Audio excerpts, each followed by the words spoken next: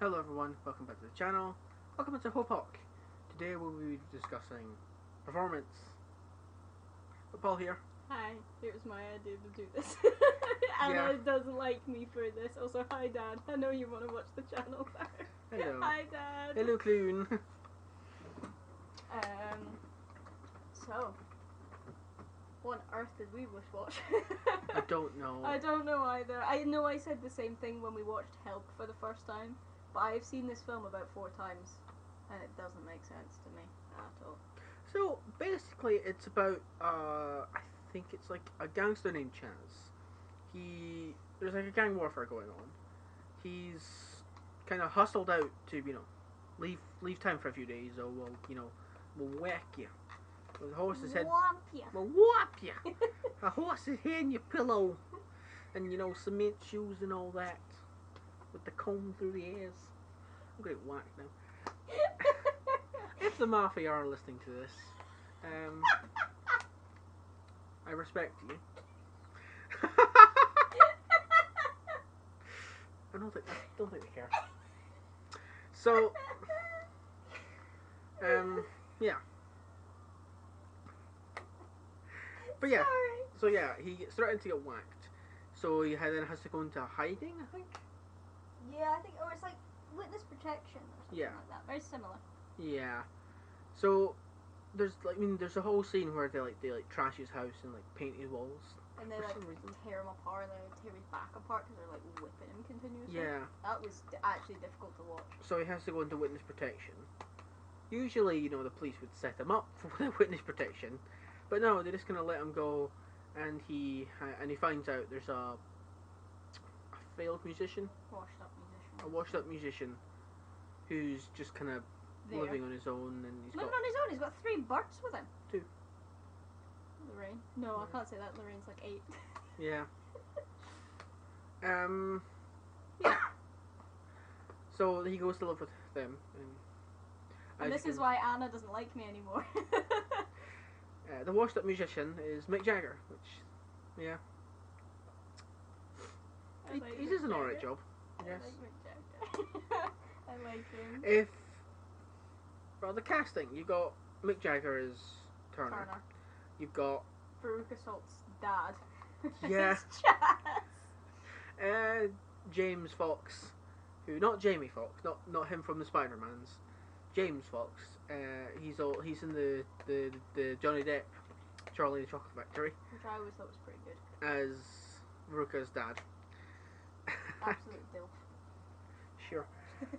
And you've also got Anita Pallenberg, who was Keith Richards' wife. She was also Brian Jones's girlfriend until he broke her jaw in 3 places.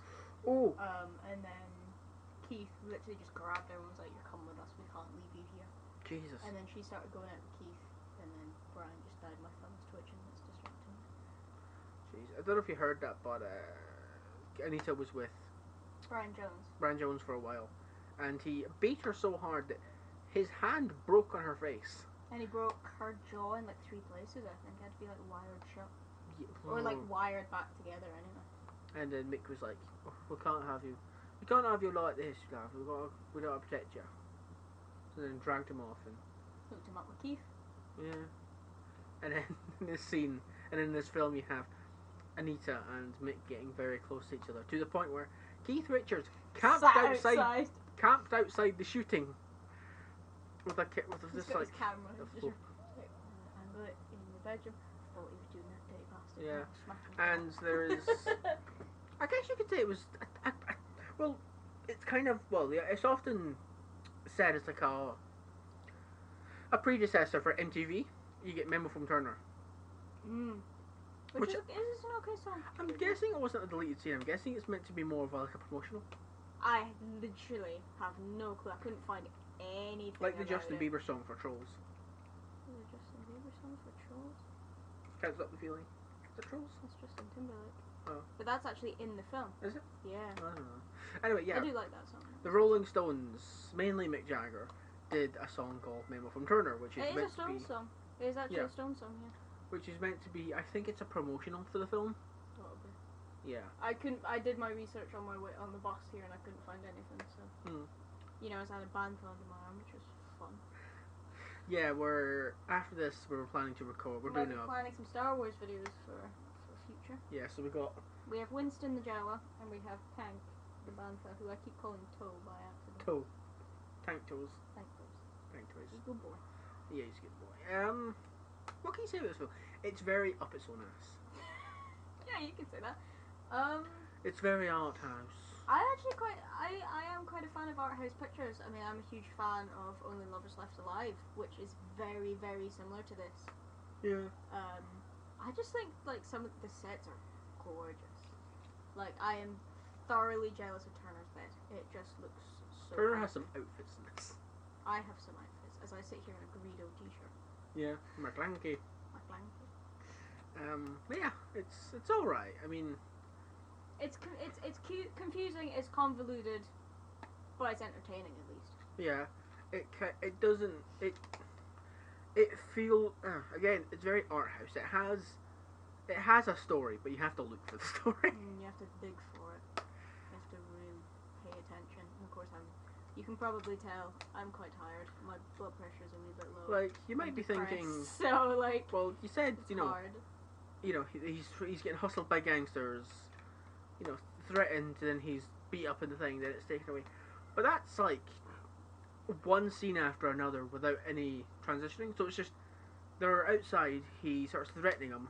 Next scene, literally next scene he's getting beat up. Next scene he's in the courtroom. Next scene he's on the bus, overhearing a man saying, "Oh, Turner's looking for someone." It's like it doesn't. It's a bit jarring. Something like that. Yeah. The cuts. Yeah. I know there's show don't tell, but like you have to tell some things. I will say though, this was meant to be. I don't know how it got to this point. This was meant to be the Stones, and I quote, grittier version of Hard Day's Night. No, I am not kidding. That is real. Yeah, the original concept was meant to be. Who's running laps outside? Gonna stop it, Bradley. The original concept for the film was indeed meant to be Hard Day's Night, but the Rolling Stones, and it just didn't go that way. The fact there's children screaming outside. Yeah.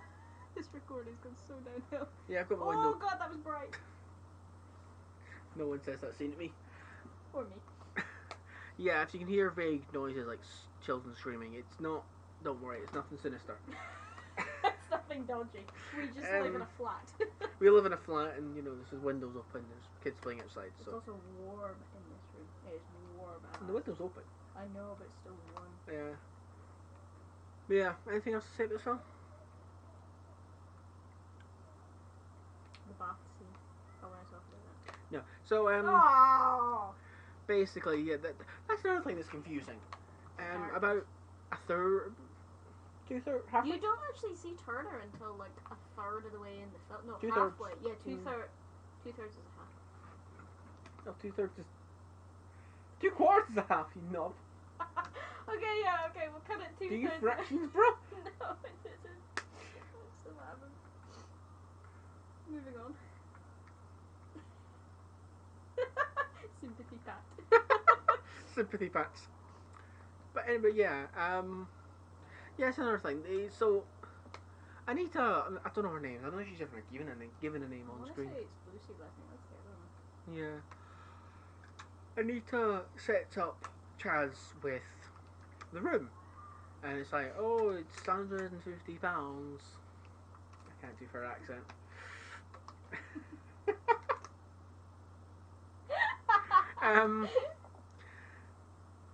It's just like £150 for the room, and he's like, okay, cool, pays the money. Then the next scene, he goes up to Turner, he's like, you can't have it. Why not? You can't have it. It's not yours, Turner, get fucked. But the woman said, yeah, but I don't tell everyone, Don't tell everyone. She goes off and fucking films a and then, like, 2 scenes later, they're all 4 of them, Anita, Mick, Chaz, and unknown woman. Lucy, the other one. They're all just getting along fine. It's like, but you said you couldn't have the room, but then we can. It's like, I don't know. This film's fucked. I saw more than I planned to of Mick Jagger in this film. That's all. Oh yeah, yeah. I'm a little bit. You see there's a few raunchy. Well, you skipped it, so you can't say shit, but I didn't. And I kind of regret not doing it because I saw some stuff I really didn't need to see of Mick Jagger. All I'm gonna say is I agree with Keith. There are a few raunchy scenes in this, and you see more than you bargain. I skipped past it because but oh my god, you see a lot of Mick Jagger that you do not need to see. Yeah. See his butt crack at some point. That made me giggle because I'm apparently 4. Yeah. I mean, we've mentioned this on the channel before. I mentioned it in regards to Terry Jones, and I can say the word brown, and I will literally just queeze. Yeah, I'd probably give this about a 4 out of 10. A 5.5. 5.5? Yeah, I like some of the sets. And you're biased. Not biased. I like the art direction. I like the sets. I do quite like. There is a good story trying to get out. There is a good story. The soundtrack's pretty decent. It's alright. I mean, it's not good, but it's not bad. Yeah, it's the middle ground. Yeah. It's not the high ground, Anakin. It's not the low ground. You're in the middle. Have you seen this film? What do you think of it? If you have, answer in the comments below. I'll be impressed if you've seen it, to be honest. And have a good one. Bye bye. Bye.